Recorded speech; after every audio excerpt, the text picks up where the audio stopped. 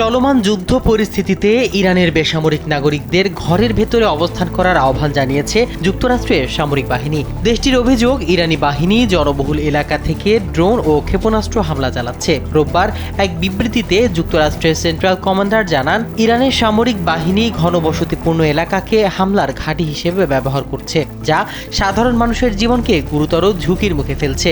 বিবৃতিতে আরও বলা হয়েছে, কোনো স্থান সামরিক উদ্দেশ্যে ব্যবহার করা হলে আন্তর্জাতিক আইনের দৃষ্টিতে তা আর বেসামরিক সুরক্ষা পায় না, বরং বৈধ সামরিক লক্ষ্যবস্তুতে পরিণত হতে পারে। সেন্টকমের কমান্ডার ব্র্যান্ড কুপার বলেন, ইরানের শাসন ব্যবস্থা উপসাগরীয় অংশীদারদের উপর হামলা চালিয়ে বেসামরিক মানুষের জীবনকে উপেক্ষা করছে এবং একই সঙ্গে নিজেদের জনগণের নিরাপত্তাকেও ঝুঁকির মুখে ফেলছে।